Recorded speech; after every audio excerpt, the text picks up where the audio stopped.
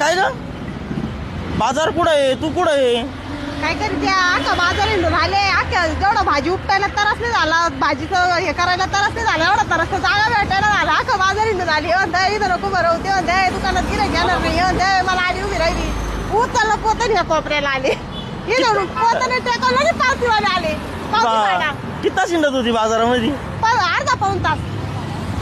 किती वेळ? एक वाजता आलेले बाजारात आता किती जवळजवळ 2-2:30 वाजले